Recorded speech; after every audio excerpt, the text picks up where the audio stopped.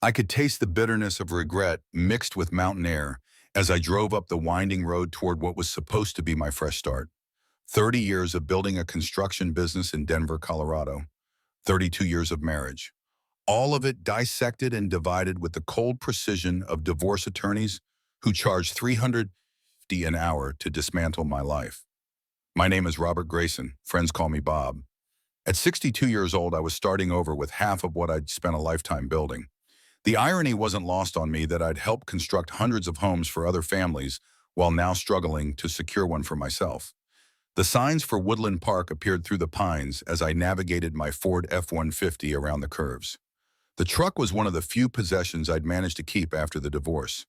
8 years old with 142,000 miles on the odometer, but I'd maintained it meticulously. Some habits from my days as a naval officer never fade.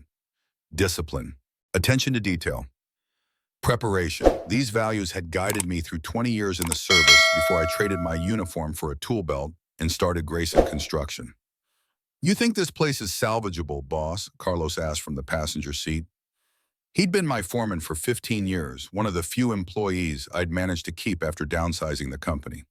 Carlos was in his 50s with calloused hands and the kind of practical wisdom you only get from decades of honest labor. "For $12,000, it better be," I replied, eyes fixed on the road. County photos looked rough, but the foundation seemed solid. "Everything else we can fix." What I didn't say was that I needed this project to work. Not just financially, though, that mattered too. I needed something to rebuild something tangible I could shape with my hands, while figuring out how to reconstruct the rest of my life. The divorce had blindsided me 6 months earlier. Sarah, my wife of 32 years, had developed a sudden passion for yoga. That passion apparently extended to her 29-year-old instructor, Trevor, whose spiritual awakening included sleeping with my wife while I was overseeing a commercial construction site in Boulder. Colorado's no-fault divorce laws meant her affair was irrelevant in court. Everything split evenly, including the house we'd built together and the business I'd sacrificed decades to create. My thoughts scattered as we rounded the final curve leading to the property. The gravel driveway came into view, the small clearing where the cabin sat nestled among tall, ponderosa pines. I hit the brakes hard, the truck skidding slightly on the loose gravel. "What the hell?" Carlos muttered beside me. Two vehicles sat in the driveway, a late-model Lexus SUV and an older Toyota sedan. The cabin, which had appeared abandoned and deteriorating in the county auction photos, now sported fresh, sage-green paint. The broken windows had been replaced. A collection of children's bicycles lay scattered across the front yard. Smoke curled from the chimney. My chimney, my cabin, my property. I felt my jaw tighten as I parked behind the Lexus. The deed to the property was folded in the inner pocket of my jacket, purchased legally through county auction, after Walter Freeman, the previous owner, had died without heirs and stopped paying property taxes 3 years earlier.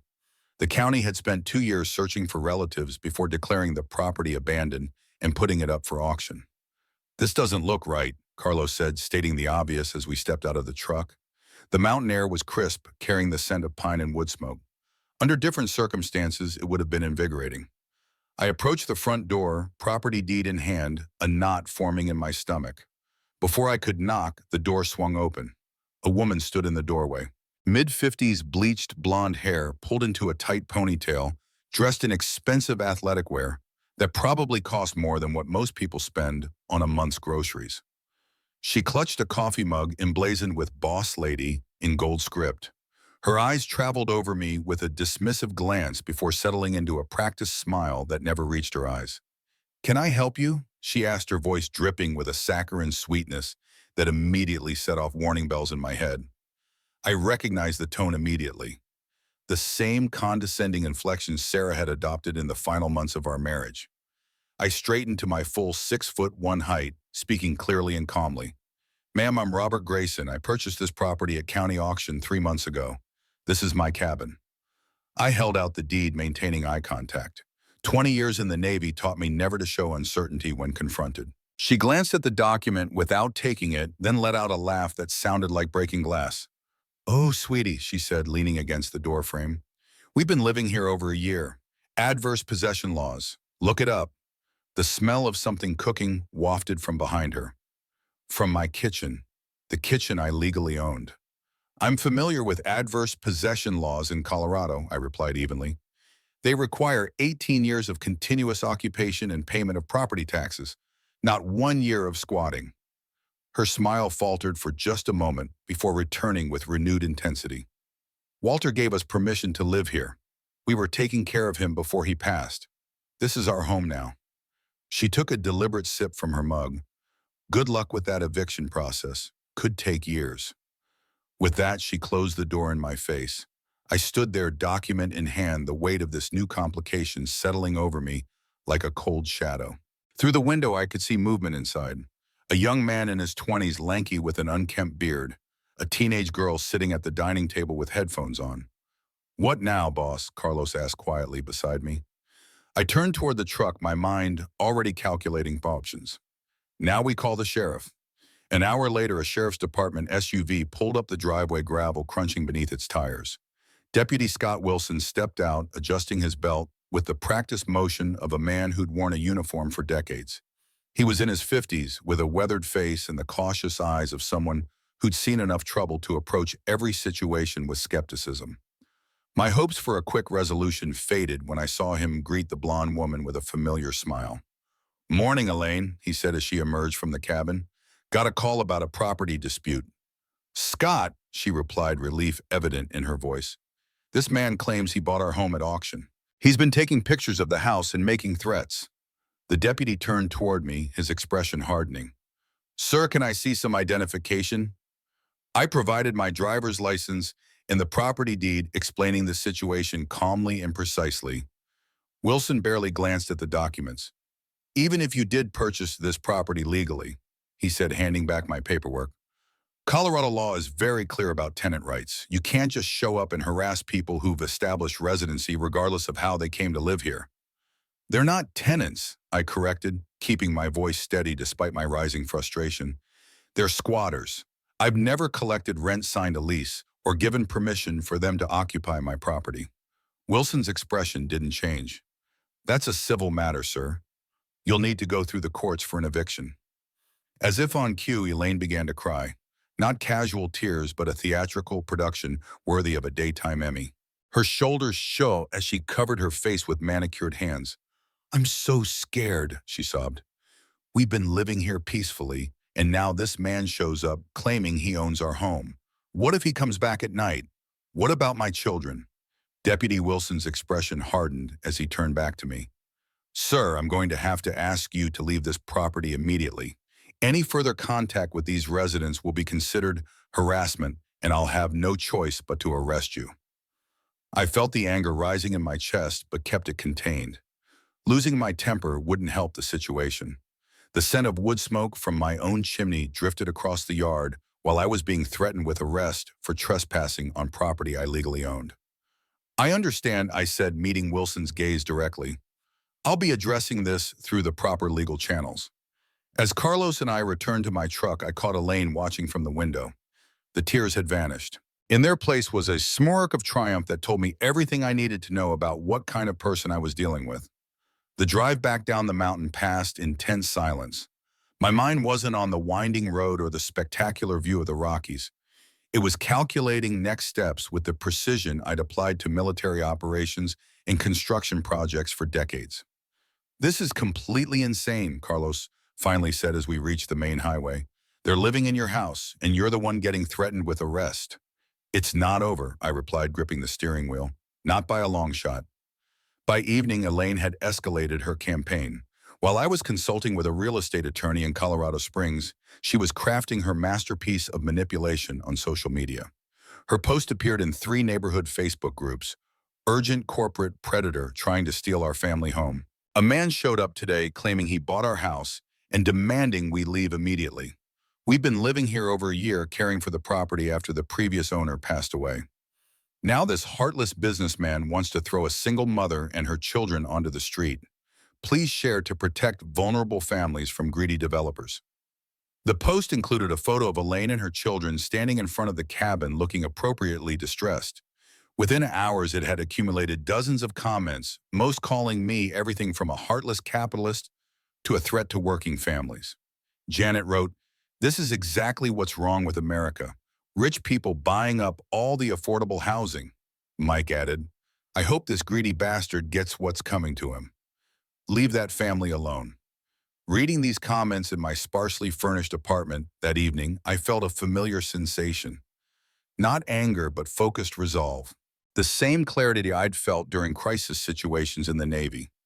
When emotions run high, discipline becomes even more crucial. I pulled out a legal pad and began making notes, systematically laying out what I knew and what I needed to discover. If Elaine wanted to play this game, she'd soon learn she'd chosen the wrong opponent. My search began with basic public records. Elaine Winters of 54 had a history scattered across multiple Colorado counties. She owed money to numerous businesses, had been evicted twice for non-payment of rent, and had attempted a similar adverse possession scam in Jefferson County 2 years earlier. Most importantly, despite her claim of living in my cabin for over a year, utility connection records showed service had only been established 8 months ago, well after Walter Freeman's death, and shortly before I purchased the property.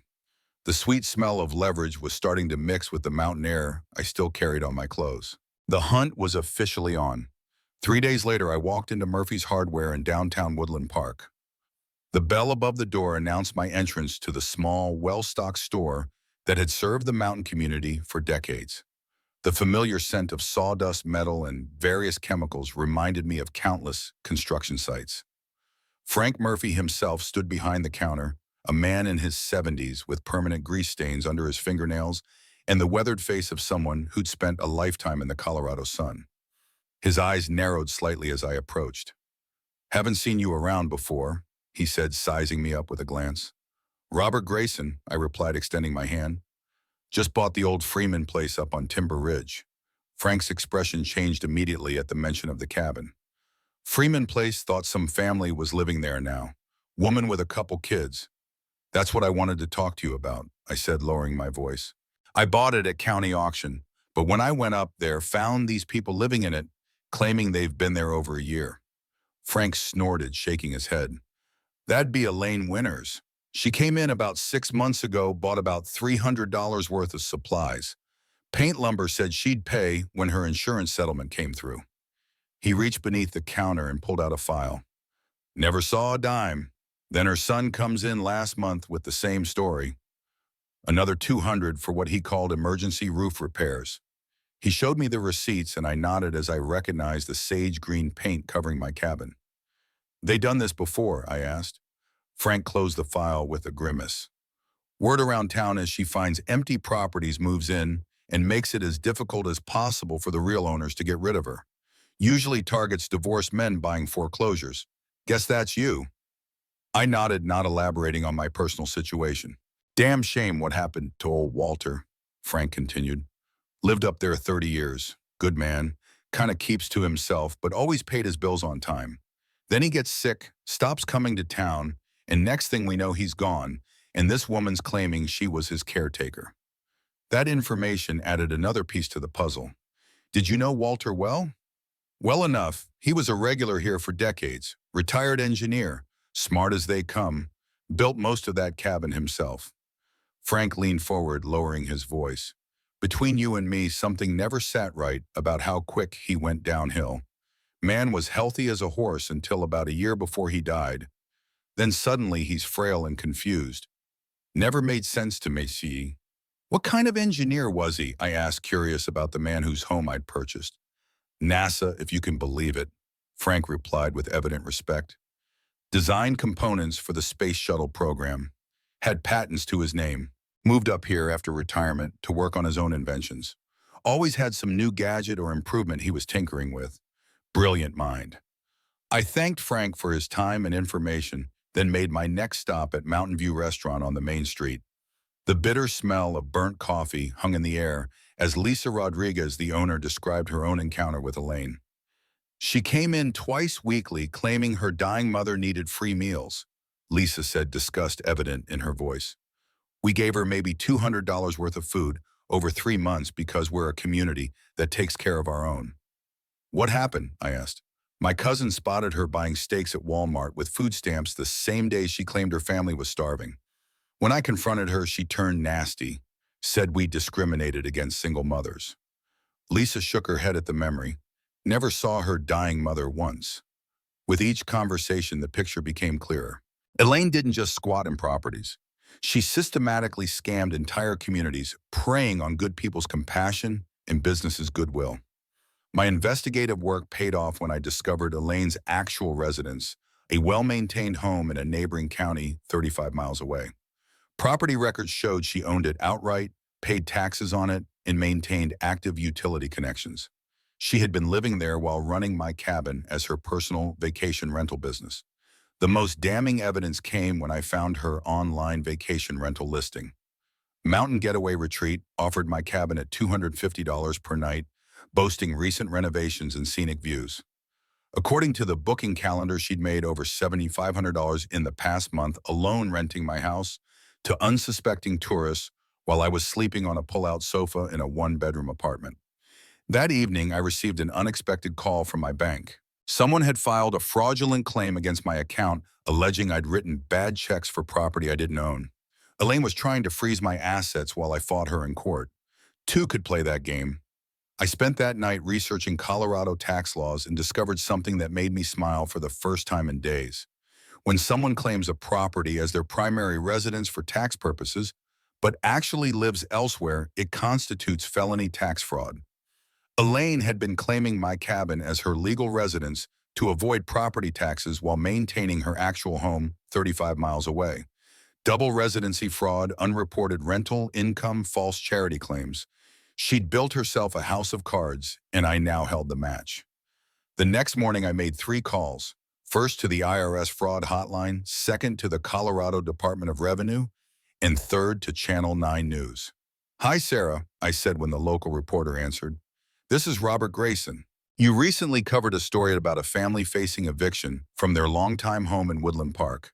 I've got some documents about Elaine Winters you might find interesting." The mountain air was starting to smell like justice. A week later, Elaine decided to escalate matters dramatically.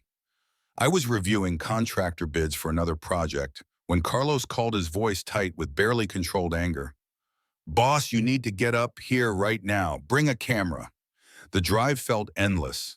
When I arrived at the cabin, my heart sank. Every south-facing window had been smashed. The front door hung from a single hinge. Elaine's son Jason sat on my porch drinking a beer like he owned the place. "What happened here?" I asked, my voice steady despite the rage building inside me.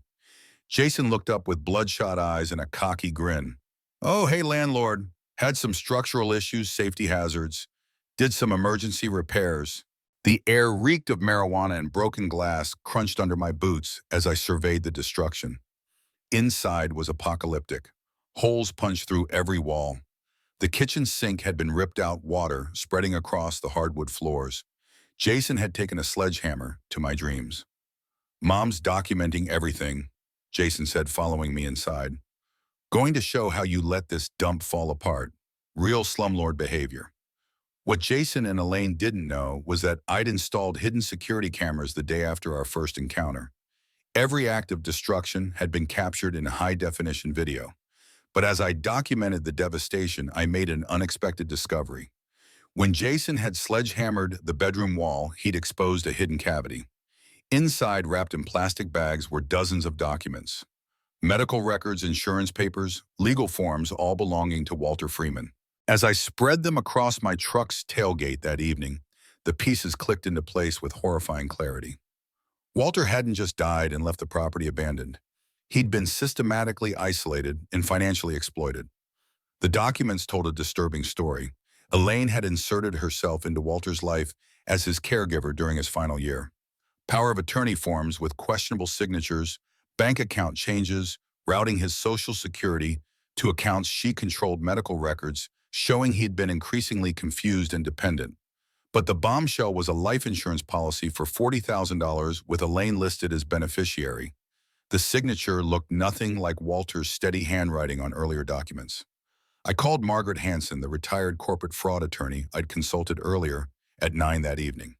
Her voice was grave as I described my findings. "Robert, what you're describing isn't squatting," she said. "It's elder abuse, potentially murder." The word hung in the air like a thundercloud. Murder. Walter's medical records show he was healthy for his age until Elaine became his caregiver, I explained. then rapid decline, suspicious medication changes, and sudden death. The insurance company would never have paid out if they'd known she was living in his house controlling his finances. My blood turned to ice water as the full implications hit me. This wasn't about property anymore. Elaine hadn't just stolen my house. She'd potentially killed a man for it. The next morning brought a new escalation. I found my truck vandalized in my apartment parking lot. Predator spray painted across the side in neon orange. The acrid chemical smell burned my nostrils. A note under the wiper blade read "Final Warning." Instead of intimidating me, it crystallized everything. Elaine was desperate because she knew I was getting close to something bigger than squatting. I called the FBI field office in Denver. "Special Agent Eleanor Thompson," came the crisp voice. "Agent Thompson, I need to report suspected elder abuse insurance fraud and possible homicide." 3 hours later, she sat in my apartment reviewing Walter's hidden documents. The smell of her black coffee mixed with the lingering paint fumes from my vandalized truck outside. "Mr. Grayson," she said, looking up from the papers. "What started as a property dispute has become a potential murder investigation. If Walter Freeman was poisoned or neglected to death and Elaine collected life insurance while living in his house, we're looking at federal charges carrying life sentences." She gathered the documents carefully. "What's our next move?" "We build an airtight case," I replied. "Every threat she makes, every lie she tells, every piece of evidence she tries to destroy just strengthens our position." As Agent Thompson left with copies of Walter's documents, I realized the stakes had exploded beyond my imagination. I wasn't just fighting for my property anymore. I was fighting for justice for a murdered old man who died alone, betrayed by someone he'd trusted to care for him. The mountain air now tasted like vengeance, and Elaine Winters had no idea what was coming for her. The morning after my meeting with FBI Agent Thompson, I sat in a small law office in downtown Colorado Springs. The scent of old, leather-bound books and fresh coffee filled the room as Margaret Hanson spread the copies of Walter's documents across her mahogany desk. Sunlight streamed through Venetian blinds, casting parallel shadows across 30 years of legal credentials mounted on the wall. Margaret was 65, with silver hair, cut in a practical bob, and the shrewd eyes of someone who had spent decades detecting lies in corporate boardrooms. After retiring from a prestigious Denver law firm, she'd opened this modest practice, specializing in cases that interested her. Exploitation of the elderly had become her particular focus. "The legal battle ahead is complex, Robert," she said, tapping a folder containing my property deed. "Evicting squatters is one thing. Proving elder abuse and murder is another entirely. We need to be methodical." I nodded, appreciating her directness. In the Navy, I'd learned that unrealistic optimism gets sailors killed. The same principle applied here. "Walk me through the legal strategy." Margaret leaned back in her chair. "We're fighting on multiple fronts. First, the property. Colorado adverse possession laws require 18 years of continuous occupation payment of property taxes and a claim of right. Elaine fails on all counts." She opened another folder. "Second, the financial crimes. Based on these documents, Elaine diverted Walter's Social Security payments, emptied his savings account, and claimed his life insurance by forging his signature. Each act is a separate federal felony." "And the potential murder?" I asked, my voice steady despite the gravity of the words. Margaret's expression darkened. "The medical records show Walter declining rapidly after Elaine became his caregiver. Sudden confusion, weakness, weight loss. Classic signs of slow poisoning. But proving it would require an exhumation and toxicology tests." She arranged the papers in precise stacks. "The FBI will handle the criminal investigation. Our job is to secure your property rights and build a civil case against Elaine. If she's convicted of defrauding Walter, her claim to the cabin collapses completely." I thanked Margaret for her expertise, writing her a check for the consultation. As I stood to leave, she fixed me with an appraising look. "Most men in your position would have given up by now, Robert. Found another property without the complications. Why is this cabin so important to you?" The question caught me off guard. I considered it for a moment before answering.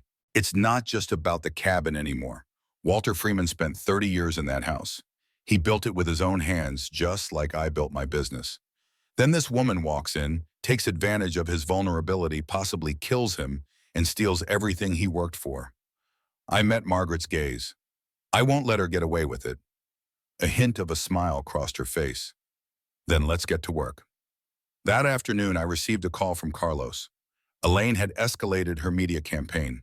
Channel 7 News was broadcasting live from my cabin featuring Elaine in a tearful interview about her family's impending homelessness. I turned on my television to see Elaine standing in front of my cabin, looking exhausted and desperate. Her teenage daughter Olivia clutched a handmade sign, "Don't make us homeless." Jason lurked in the background, hammering something on the porch with exaggerated effort. The reporter, a young woman who looked fresh out of journalism school, was swallowing every word. This is Amber Collins reporting from Woodland Park, where a local family faces eviction from their home of over a year. Elaine Winters says a corporate investor bought their property and wants them gone. Elaine dabbed her eyes with a tissue. We cared for Walter when he was dying. We maintained this property, paid for repairs ourselves. Now this man shows up with paperwork wanting to throw my children onto the street. The camera panned to show Jason's repair work, then back to Olivia's perfectly timed tears. The family has started a GoFundMe for legal costs, Amber continued. They're asking for $10,000 to fight this predatory landlord. I nearly threw my coffee mug at the screen but caught myself. Anger would cloud judgment. Instead, I called Agent Thompson. I saw the news report, she said before I could speak. We're monitoring the situation. Elaine's GoFundMe might constitute wire fraud if she's using false statements to solicit donations.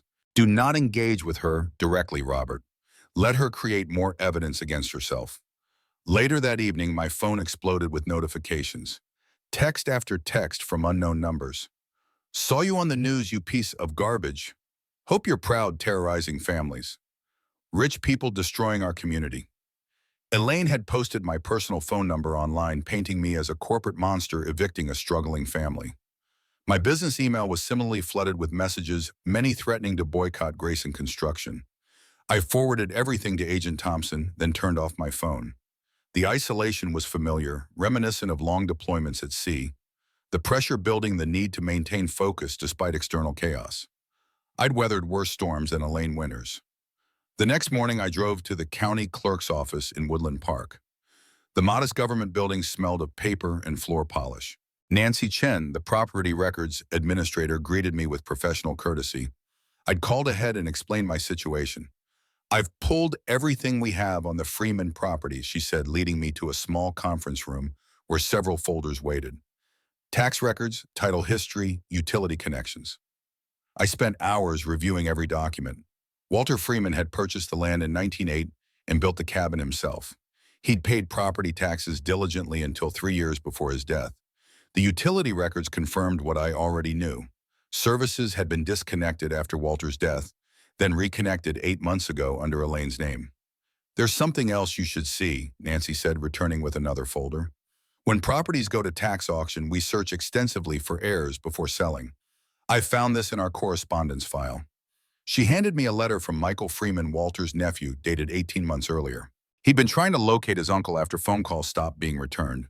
The county had sent a reply to his Florida address, but it had been returned as undeliverable.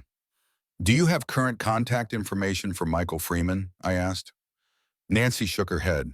The phone number on the letter is disconnected, but he's a professor at the University of Miami, according to the letterhead. Another piece of the puzzle fell into place. Walter hadn't died alone and forgotten. Someone had been looking for him. Someone Elaine had deliberately kept away.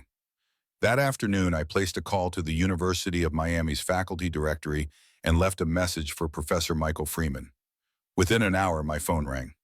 This is Michael Freeman, came a cautious voice. You left a message about my Uncle Walter. Yes, Professor. My name is Robert Grayson. I purchased your uncle's property at county auction after his death. There was a long pause. I've been trying to find information about Uncle Walter for almost 2 years. His phone was disconnected. My letters were returned. I even hired a private investigator, but he couldn't locate him. I took a deep breath. Mr. Freeman, I believe your uncle may have been the victim of elder abuse and exploitation. Possibly worse. Would you be willing to speak with me and the FBI about this matter? The silence on the other end stretched for several seconds. I'll be on the next flight to Colorado. 2 days later, Elaine made her fatal error. I was reviewing security camera footage from my cabin when my bank called again.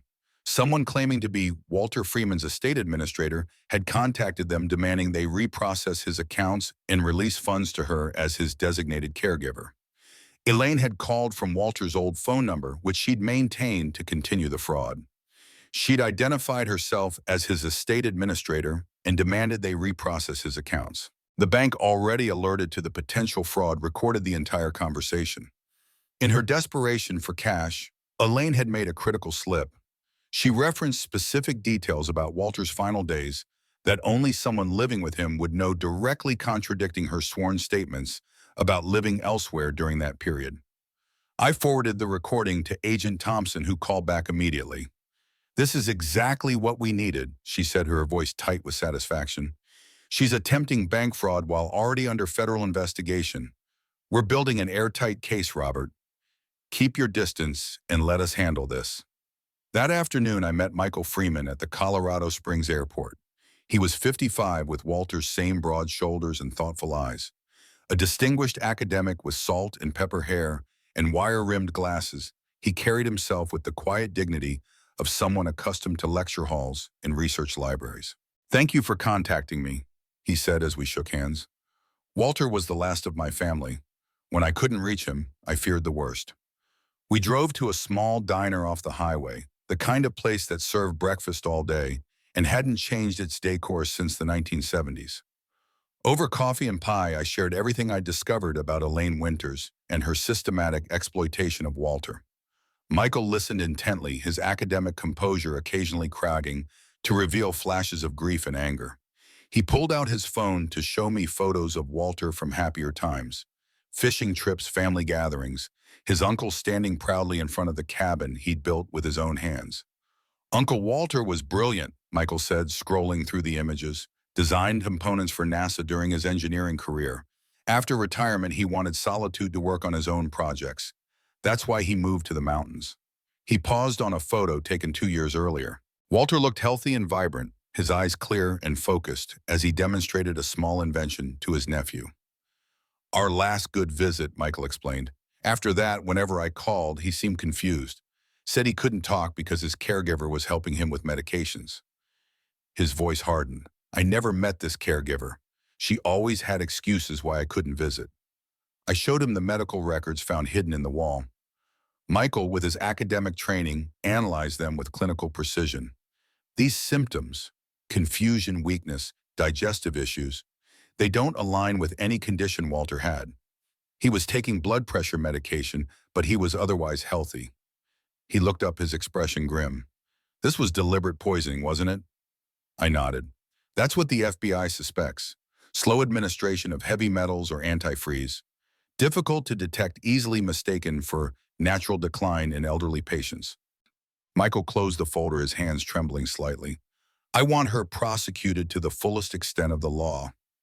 Whatever it takes." Before we parted, Michael made a surprising offer. "The cabin should go to someone who appreciates it, not to some developer who'll tear it down. Once this is over, if you're still interested, I'd be willing to waive any inheritance claim I might have. Uncle Walter would have wanted it that way." The gesture touched me deeply. Two men who had never met, united by respect for what Walter Freeman had built and determination to see justice done. The next morning, I received an urgent call from Carlos. "Boss, you need to see this. I'm sending a video link." The video, shot from a neighbor's phone, showed Jason systematically destroying the interior of my cabin with a sledgehammer. Each swing was accompanied by whoops of destructive glee. Elaine could be seen in the background, directing his efforts while filming on her own phone. "Got the whole place wired up now," she was saying. "Every room has cameras. We'll show that slumlord we ain't going nowhere." What Elaine didn't realize was that my hidden security system was still operational, capturing her orchestration of the destruction from multiple angles. I immediately sent the footage to Agent Thompson and Margaret. Margaret called back within minutes. "This is criminal mischief in the first degree. Property damage over $5,000 is a Class 4 felony in Colorado. Combined with the evidence of her fraud, we can request an emergency eviction order on grounds of criminal activity on the premises." While waiting for the legal process to unfold, I received an unexpected visitor at my apartment. Olivia, Elaine's 17-year-old daughter, stood outside my door, looking nervous and exhausted. Mr. Grayson, I need to talk to you, she said, her voice barely above a whisper. About my mom. I invited her in cautiously, leaving the door open for propriety. Olivia perched on the edge of my sofa, her thin shoulders hunched as if carrying an invisible weight. Mom doesn't know I'm here, she began. She'd kill me if she found out. But I can't take it anymore. Over the next hour, Olivia revealed the full extent of her mother's operations. Elaine had targeted at least 3 elderly men before Walter moving into their homes as a caregiver, isolating them from family and waiting for them to die before moving on. She has a notebook, Olivia said, pulling a small leather journal from her backpack, with names and addresses of old men who live alone. She calls it her retirement plan. The journal contained detailed notes on potential victims, their assets, medical conditions, and whether they had regular family contact. Walter's name had been crossed out with 40K written beside it. My stomach turned as I flipped through the pages. Why are you showing me this? I asked. Tears filled Olivia's eyes. Because Mom's talking about burning down the cabin for insurance money. She says if the property gets destroyed, all the legal problems go away. And she's been talking to some guys she met in Jefferson County, bikers who do favors for money. The implication was clear. Elaine was planning to have me killed. I studied Olivia's face, seeing genuine fear in her eyes. Unlike her perfectly timed tears at the news interview, this wasn't an act. This must be incredibly difficult for you, I said gently. Coming here telling me all this. She nodded, a single tear tracking down her cheek. I've known what Mom does was wrong for a long time. But I was scared. She gets really angry when people go against her, and we've always depended on her. But this, her voice faltered. Murder is different. How long have you known about the other men? I asked. Since I was 14, she admitted. We moved in with Mr. Gunderson in Lakewood. Mom said he was our new grandfather. 3 months later, he was dead, and we were in his house. Then Mr. Halverson in Boulder County. Then Mr. Keller in Oregon. Her voice dropped to a whisper. Then Mr. Freeman. She's recorded everything. Olivia continued, pulling out her phone. I copied some of her files when she was sleeping. The recording was chilling.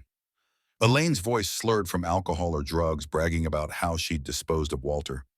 That old fool never saw it coming. Her voice crackled through the phone speaker. A little antifreeze in his morning coffee every day for 3 months. He thought he was getting dementia. Stupid bastard signed over everything before he croaked.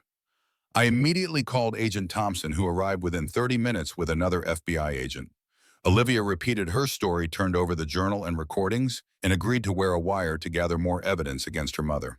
We'll need to place you in protective custody, Agent Thompson told her gently. What you've done is brave, but it puts you at risk. Olivia nodded, exhaustion and relief washing over her face. I just want it to be over. As the FBI agents prepared to take Olivia to a safe location, she turned back to me. I'm sorry about your house, Mr. Grayson. And I'm sorry about what happened to Mr. Freeman. He was nice to me. The simple statement carried the weight of genuine remorse. Unlike her mother, Olivia still had a conscience. That gave me hope for her future, whatever happened next. The following day, I received a call from Dr. James Collins, a retired forensic pathologist, whom Margaret had consulted about Walter's medical records. His gravelly voice carried the weight of 40 years, examining the darkest aspects of human behavior. Based on the symptoms described in these records, I'm 90% certain Walter Freeman died from ethylene glycol poisoning, he said without preamble. Antifreeze, I translated. Precisely. The confusion, kidney dysfunction, and neurological symptoms are classic indicators. It's a favored method for those committing elder homicide because the symptoms can mimic natural decline.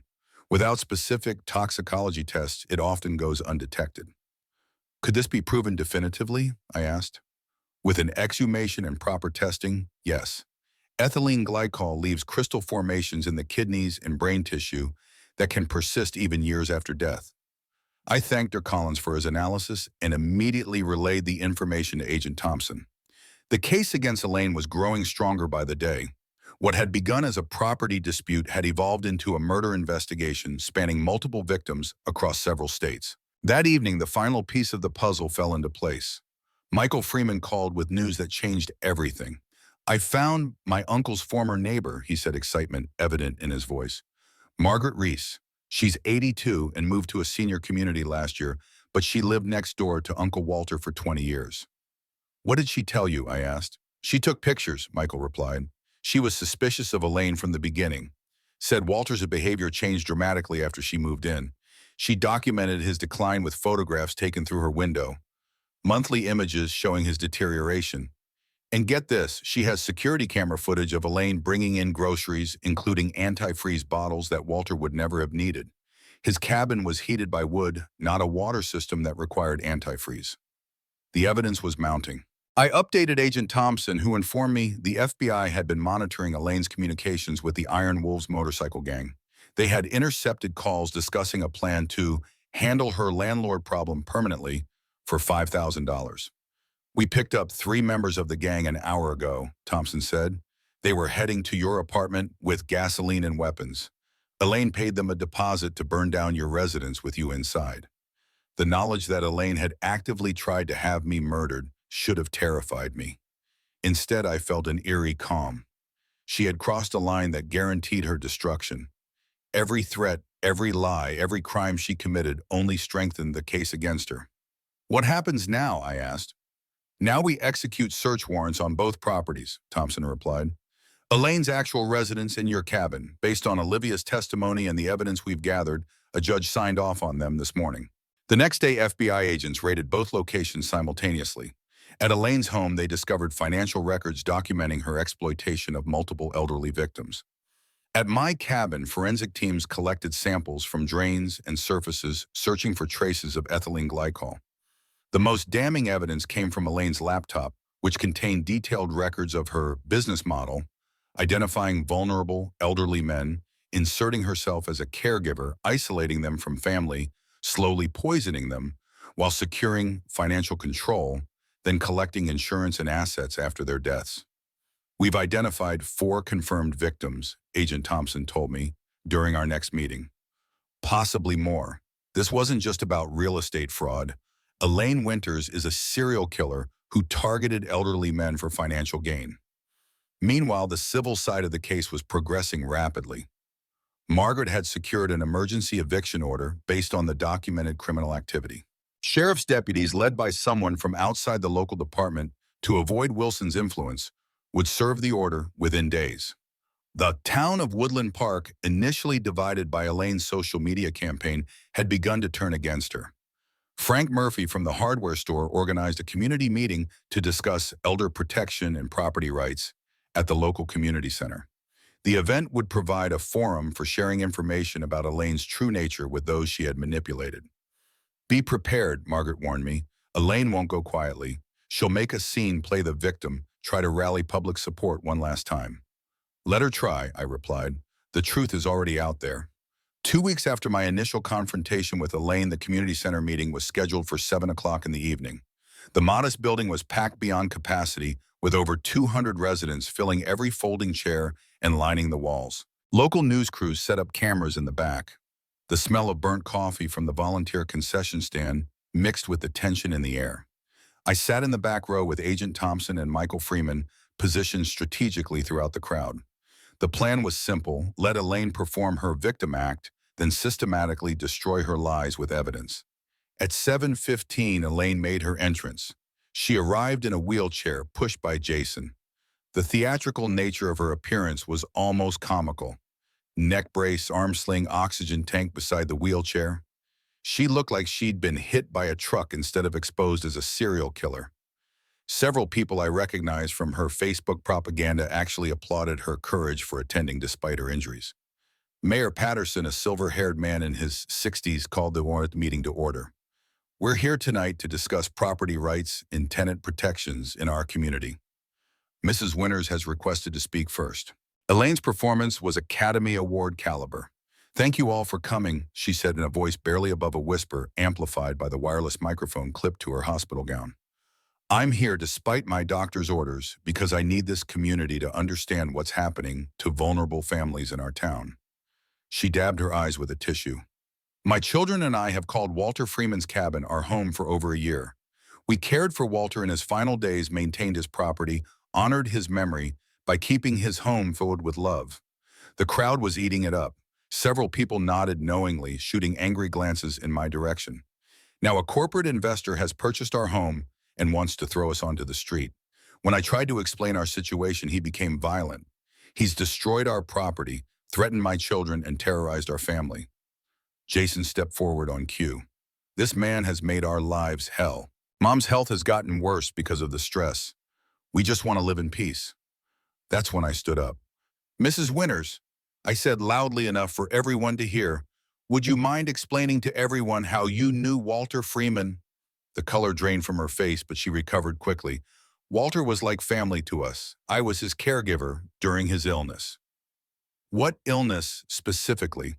He had dementia, couldn't take care of himself. I walked to the front of the room, every eye following me. That's interesting because Walter's medical records show no diagnosis of dementia. Would you like to see them? Agent Thompson stood up from the audience, badge clearly visible. FBI Special Agent Eleanor Thompson. Mrs. Winters, you're under federal investigation for the murder of Walter Freeman and 3 other elderly men. The room exploded. Gasps, shouts, people turning to their neighbors in disbelief. Elaine's theatrical composure cracked for just a moment before snapping back into place. This is harassment, she shrieked. They're trying to silence me because I'm exposing their corruption. That's when Michael Freeman stood up from his seat in the middle section. My name is Michael Freeman. Walter was my uncle. The room went dead silent. Michael walked to the front, his voice carrying the weight of grief and determination. Walter Freeman was murdered by this woman for his life insurance money. She poisoned him slowly while stealing his property and isolating him from his family. Elaine's mask finally slipped completely. That's a lie. Walter died of natural causes. I have the death certificate. You forged the death certificate, Agent Thompson said, stepping forward with a folder of documents. Just like you forged Walter's signature on the insurance beneficiary change, just like you forged his power of attorney documents. The local TV news cameras were capturing every word as Elaine's carefully constructed house of lies collapsed in real time. Walter never had dementia, Michael continued, his voice breaking with emotion. He was healthy and sharp until you started poisoning him. I have photos showing his declined bank records, showing you stealing his money, and recordings of you confessing to his murder. That's when Elaine made her final fatal mistake. He deserved it, she screamed, jumping up from her wheelchair in perfect health. That stupid old man was wasting his money. I put him out of his misery and made better use of his assets. The community center erupted as Elaine realized what she'd just admitted on live television. Agent Thompson smiled grimly and pulled out her handcuffs. Elaine Winters, you're under arrest for the murder of Walter Freeman and conspiracy to commit murder against Robert Grayson. As the cuffs clicked into place, the crowd broke into spontaneous applause. Justice had finally arrived. Jason tried to flee but was quickly apprehended by other FBI agents positioned near the exits. As Elaine was led away, still shouting accusations and threats, I felt the weight of the past months lift from my shoulders. Michael Freeman approached me, extending his hand. Thank you for not giving up. If you had, we might never have known what happened to Uncle Walter. I shook his hand firmly. I'm sorry about your uncle. He must have been a remarkable man. Michael nodded, his eyes bright with unshed tears. He was. And now he can rest in peace. Outside the community center, the mountain air felt cleaner somehow, as if the revelation of childhood had purified even the atmosphere. The stars shone brightly above the pines, and for the first time since this ordeal began, I felt a sense of peace. Justice for Walter Freeman had been served. My property would soon be returned to me. But more importantly, a predator had been removed from society, prevented from harming other vulnerable elderly people. As I drove back to my apartment that night, I made a decision. The cabin wouldn't just be my personal retreat, it would become something more meaningful, a legacy honoring the man who had built it and whose life had been stolen. The mountain house I had reclaimed would become a sanctuary and a monument to justice. Walter Freeman's story would not be forgotten, and Elaine Winters would spend the rest of her life behind bars where she could never harm another vulnerable soul. 6 months after Elaine Winters' dramatic arrest at the Woodland Park Community Center, I stood on the newly rebuilt deck of my mountain cabin, watching the sunrise paint the Colorado peaks in hues of gold and crimson. Steam rose from my coffee mug, mingling with my breath in the crisp morning air. The scent of pine and freshly cut lumber surrounded me, a tangible reminder of how much had changed. The legal proceedings against Elaine had moved with surprising speed, driven by the overwhelming evidence and the heinous nature of her crimes. The sentencing hearing had taken place just 2 weeks earlier in a Denver federal courthouse. The memory of that day remained vivid in my mind. Judge Patricia Hawkins, a formidable woman in her 60s with 3 decades on the bench, had looked Elaine directly in the eyes as she delivered the verdict. The courtroom had fallen silent, the weight of justice hanging in the air. Elaine Winters, Judge Hawkins, had begun, her voice carrying the gravity of the moment. You have been found guilty of 4 counts of first-degree murder, multiple counts of elder abuse fraud, identity theft, and conspiracy to commit murder. The evidence presented in this case reveals a level of calculated cruelty that this court rarely encounters. Elaine had sat motionless at the defense table, her previously theatrical demeanor replaced by a cold, empty stare. The wheelchair and neck brace were long gone, her pretense of disability abandoned after her televised confession. You deliberately targeted vulnerable elderly men living alone, Judge Hawkins continued. You isolated them from family, systematically poisoned them, stole their assets, and collected life insurance after their deaths. You then attempted to have Mr. Grayson killed when he threatened to expose your crimes. The judge had paused, studying Elaine with undisguised contempt. This court sentences you to life imprisonment without the possibility of parole, plus 40 years for the federal fraud charges. You will die in prison, Mrs. Winters, which is more mercy than you showed your victims. Elaine had tried one final performance, claiming mental illness and childhood trauma, but the jury had seen through her act. 12 minutes of deliberation. Guilty on all counts. As for Jason, he'd received 8 years for property destruction, conspiracy, and attempted murder. With good behavior, he'd likely serve 5, assuming he stayed off drugs. Olivia had shown remarkable courage throughout the trial, testifying against her mother with clarity and resolve. Unlike her appearance at the cabin during the news interview, when she had performed her mother's script perfectly on the witness stand, Olivia spoke her own truth. She detailed Elaine's methods for targeting vulnerable men, explained how she had been trained to play the role of a grieving stepdaughter, and described her growing horror as she realized her mother was deliberately killing these men. I was 14 when I first suspected something was wrong. Olivia had testified, her voice steady despite the tears in her eyes. Mom would mix something into Mr. Gunderson's coffee every morning. When I asked about it, she said it was medicine to help his heart. After he died, I heard her laughing about how easy it had been. But I was too scared to tell anyone. She was all I had. Watching Olivia find her voice had been profoundly moving. Now living with her aunt and uncle in Texas, she was thriving in a stable home environment and receiving therapy to process the trauma of her upbringing. She sent me occasional updates on her progress, including her recent acceptance to college on a partial scholarship. Taking a long sip of my coffee, I surveyed the property that had become so much more than a real estate investment. The cabin gleamed in the morning light, fully restored and improved. What had begun as a personal project had transformed into something larger, something meaningful. The weekend following Elaine's conviction, something unexpected had occurred. As I'd arrived at the cabin to assess the damage and begin repairs, I'd found over 30 neighbors waiting in the driveway, trucks loaded with tools and building materials. Frank Murphy from the hardware store had stepped forward, extending his weathered hand. Thought you could use some help, Grayson. Nobody should have to clean up that woman's mess alone. The smell of sawdust had mixed with barbecue smoke and genuine human kindness as the community came together. Frank had donated replacement lumber. Lisa Rodriguez from Mountain View Restaurant had organized meals for the volunteers. Even Deputy Scott Wilson, red-faced with embarrassment about his role in enabling Elaine, had worked alongside me installing new windows. I should have trusted you from day one, he'd admitted, sweat beading on his forehead as we lifted a heavy frame into place. She manipulated me like a master puppeteer. Been on the force 20 years and never seen anything like it. I'd accepted his apology with a simple nod. In my years in the Navy and construction business, I'd learned that actions speak louder than words. Wilson's willingness to rebuild alongside me said everything necessary. Over 3 weekends, the cabin had been transformed. New hardwood floors replaced those damaged by water and sledgehammers.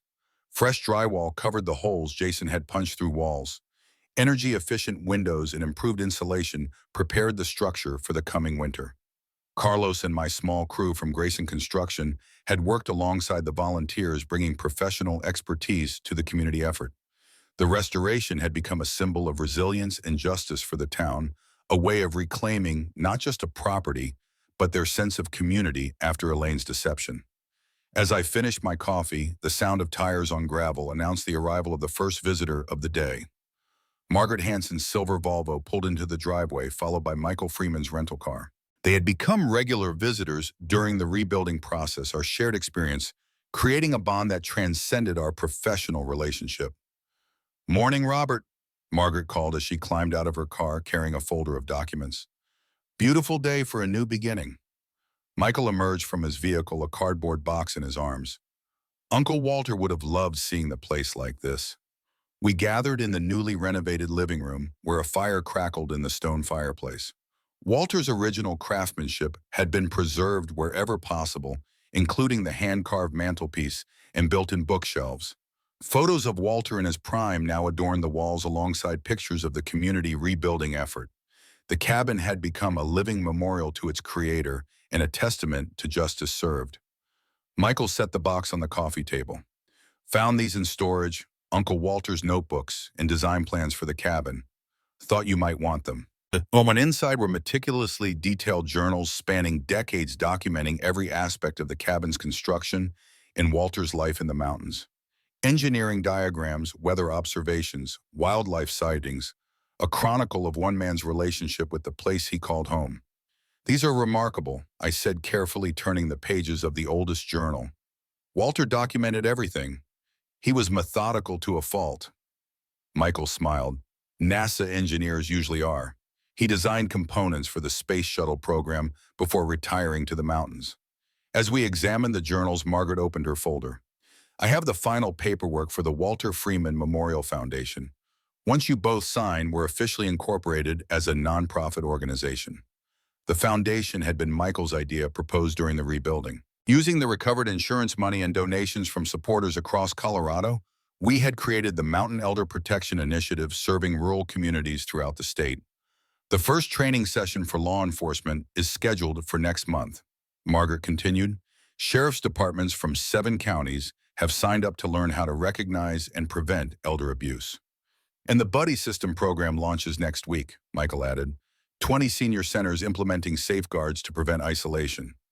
I nodded with satisfaction. "Local banks have agreed to flag suspicious account changes involving elderly customers.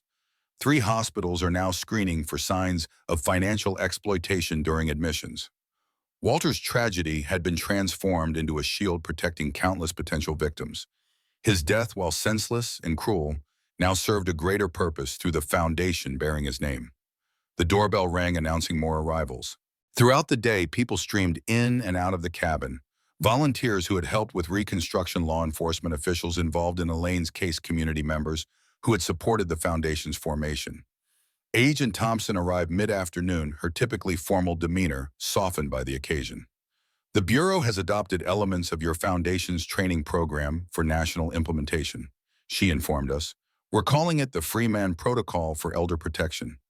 Walter's legacy will help save lives across the country." By evening, 30 people gathered on the expanded deck for a barbecue under the stars.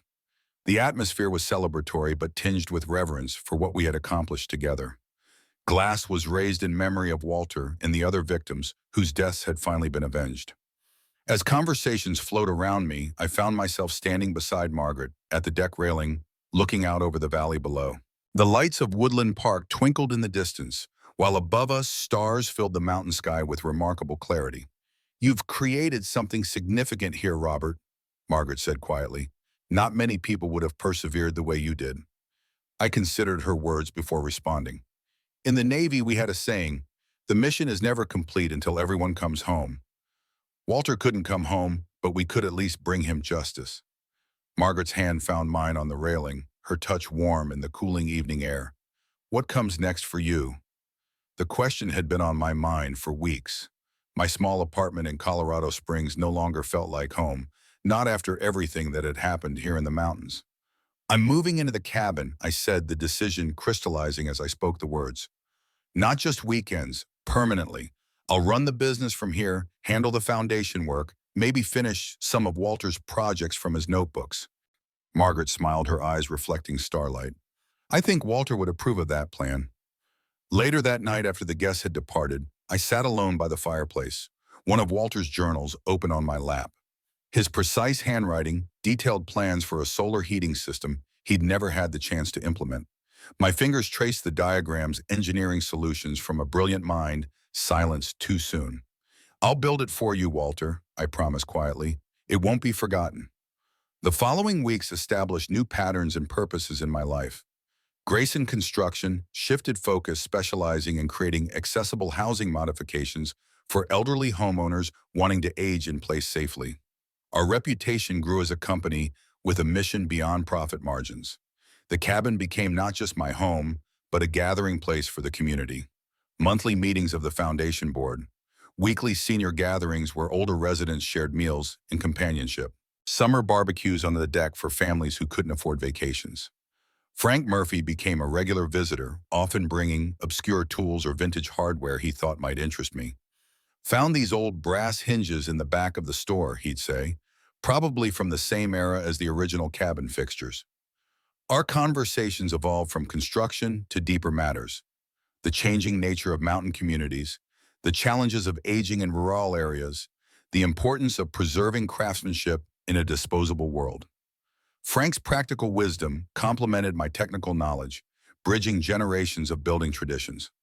Carlos officially became my business partner, taking over day-to-day operations in Colorado Springs while I managed the mountain projects and foundation work. His elevation from foreman to co-partner reflected the trust built over decades of working together. Never thought I'd end up with my name on the company letterhead, boss, he said when I presented the new business cards reading Grayson and Reyes Construction. Should have happened years ago, I replied honestly. The business wouldn't have survived without you, especially after the divorce. Deputy Wilson, seeking redemption for his role in enabling Elaine, became one of the most vocal advocates for elder protection training among law enforcement. He traveled to neighboring counties, sharing his experience as a cautionary tale for other officers. I saw what I wanted to see, he would tell fellow deputies, a seemingly vulnerable woman with children rather than looking deeper for evidence. That mistake allowed a predator to continue operating in our community.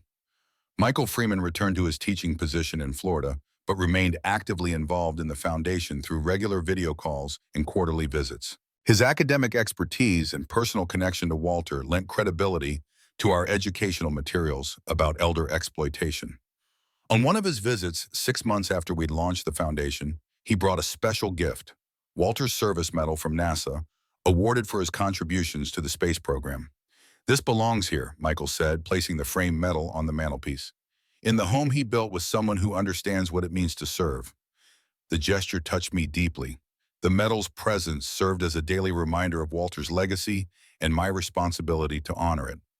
Perhaps the most unexpected development came through my interaction with Olivia. Her testimony had been crucial in convicting Elaine, and her courage in breaking the cycle of manipulation had impressed everyone involved in the case. She called on a Sunday evening in early spring, her voice hesitant but determined. "Mr. Grayson, I got accepted to Colorado State Environmental Science program." "Congratulations, Olivia," I replied, genuinely pleased for her. "That's an excellent program." "I was wondering," she paused, "the foundation you started with Professor Freeman, do you ever need student interns? I'd like to work with elderly people, maybe help prevent what happened with my mom and Mr. Freeman." The request surprised me, but I recognized its significance. Olivia was seeking redemption through service, attempting to balance the scales her mother had so drastically tipped. "We could certainly use an intern," I told her, "especially someone with your insight into how vulnerable people get manipulated." That summer, Olivia spent 8 weeks working with the foundation, helping develop educational materials for high schools about recognizing elder abuse. Her perspective proved invaluable, particularly in understanding how predators, like Elaine, had identified and isolated potential victims. "Mom always looked for specific signs," she explained during a foundation meeting. "Men who mentioned missing their deceased wives, who seemed overwhelmed by home maintenance, who complained about distant children.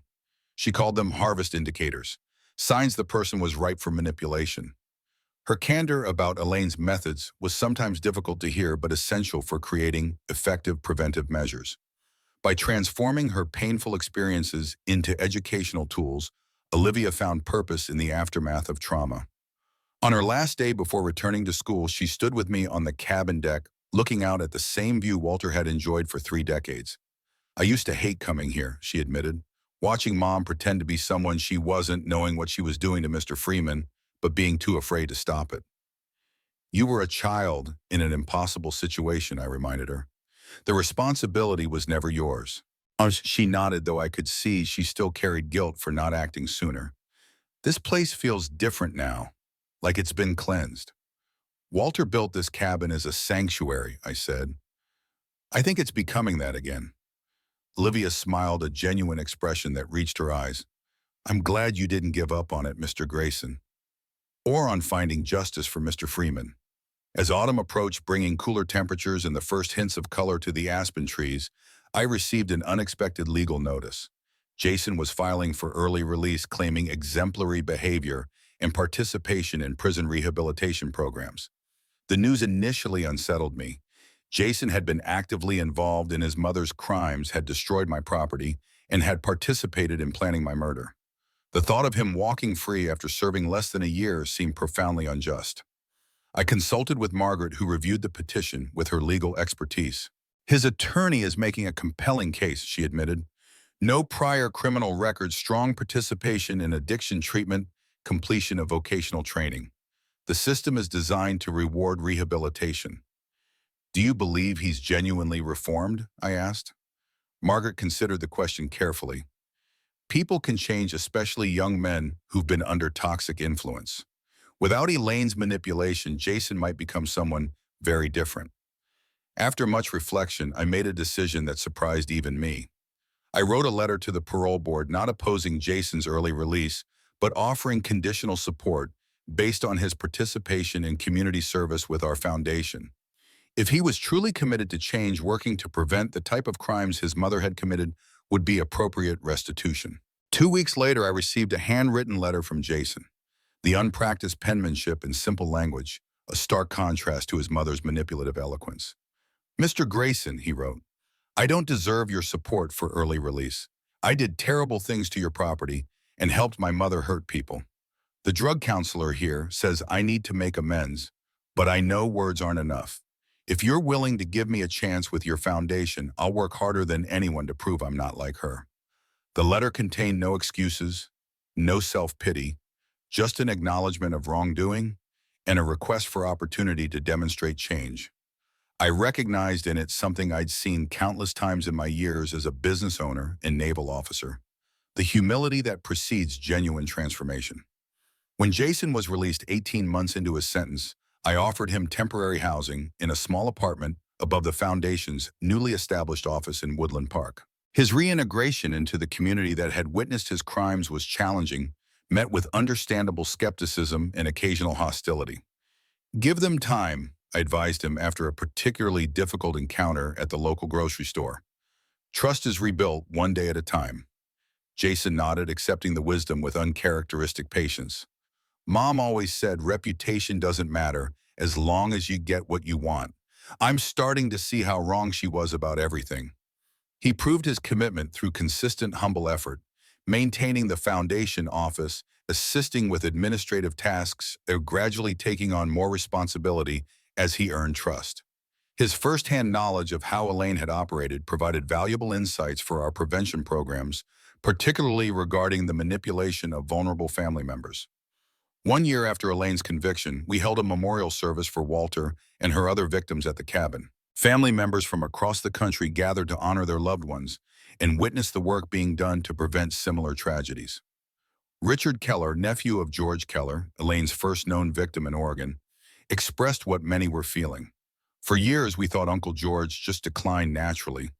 Finding out he was murdered was devastating, but seeing something positive emerge from these tragedies brings a measure of peace. The memorial garden we planted that day featured native Colorado wildflowers and 4 stone benches, each engraved with a victim's name and favorite quote. Walter's bench, positioned to capture the best view of the mountain, bore his words from one of his journals.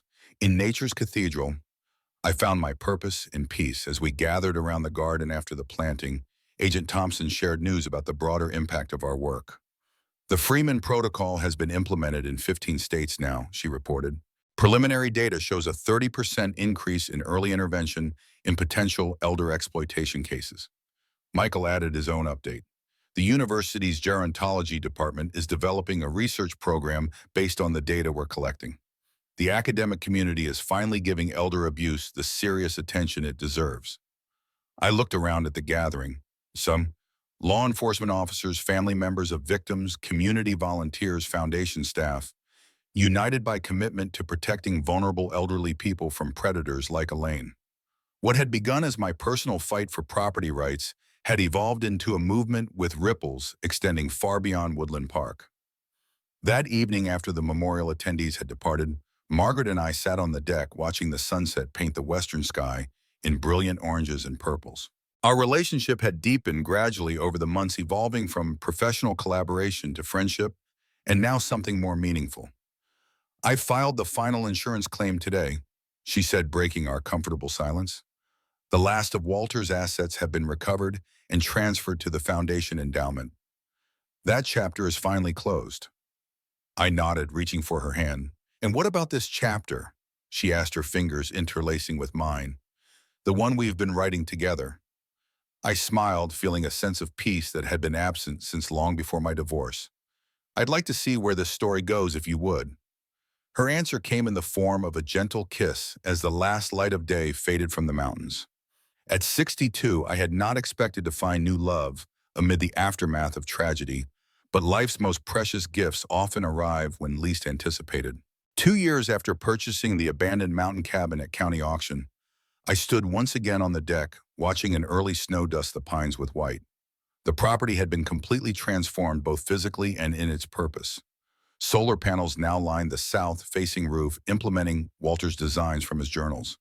A small guest cabin had been constructed nearby to accommodate visiting foundation staff and family members of victims. The memorial garden had flourished, becoming a place of reflection and healing. Inside the cabin retained Walter's original craftsmanship, while incorporating modern efficiency and comfort. His engineering books filled the shelves alongside research materials on elder protection. Photos of Walter and the other victims shared wall space with images of foundation events and community gatherings.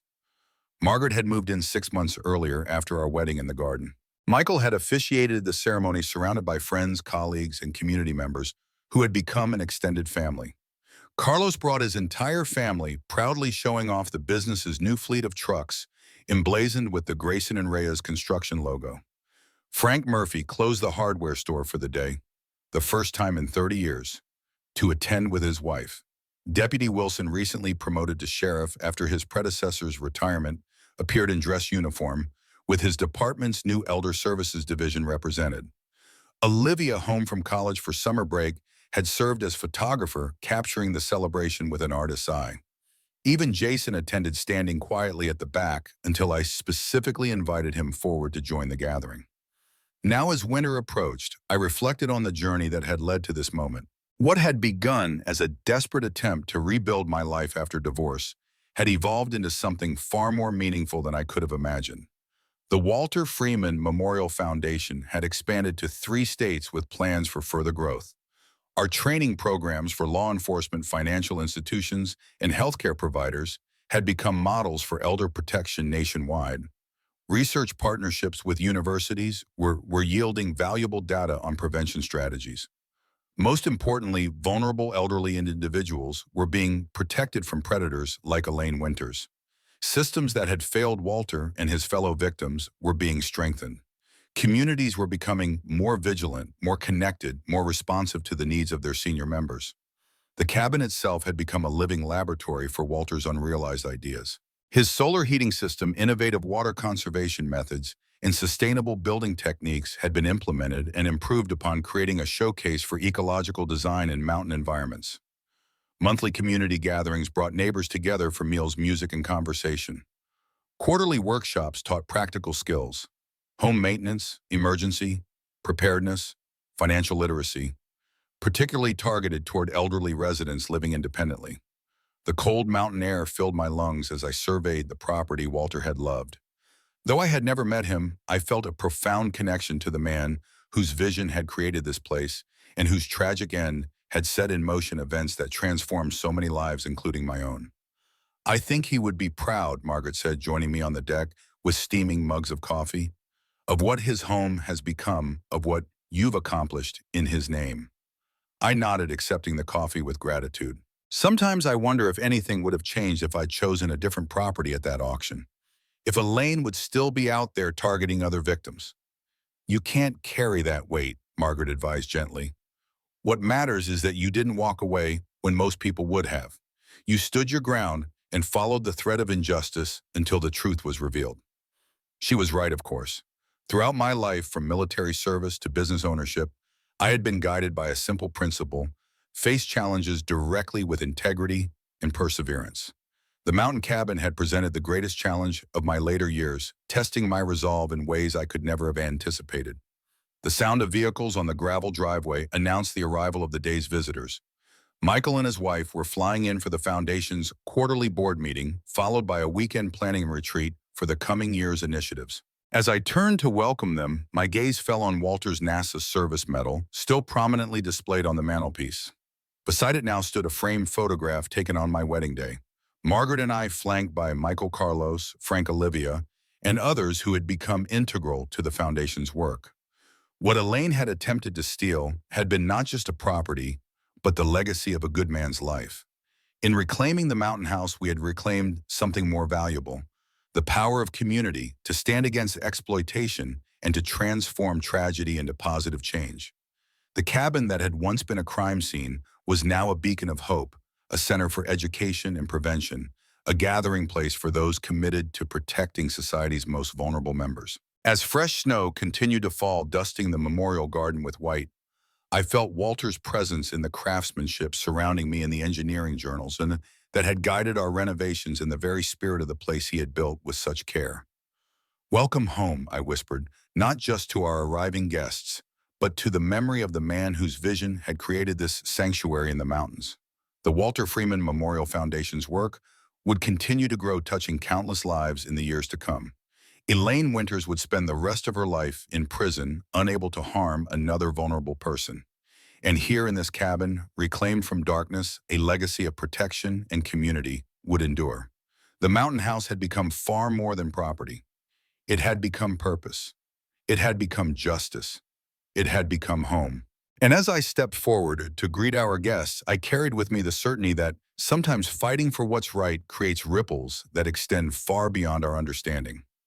What had begun as one man's stand against a squatter had evolved into a movement that would protect countless vulnerable elderly Americans for generations to come. In the end, that was the true value of the mountain house I reclaimed, not measured in dollars or acres, but in lives protected and justice served. Walter Freeman's legacy lived on not just in the cabin he built, but in the foundation that bore his name and the community that had come together to honor his memory. As Margaret often said, quoting her favorite judicial philosophy, "Justice is not merely the absence of wrongdoing, but the presence of right doing."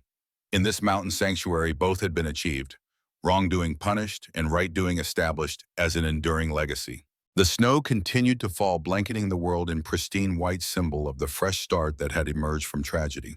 And I knew with absolute certainty that this, not the corporate success of my earlier years or the military achievements of my youth, would be my most meaningful legacy. Sometimes the most important battles are fought not on foreign shores or in corporate boardrooms, but in small mountain communities where principles and perseverance still matter. Sometimes reclaiming what's rightfully yours means creating something that belongs to everyone. The mountain house stood as testimony to that truth, its windows glowing with warmth against the falling snow, a beacon of justice and hope in the Colorado wilderness.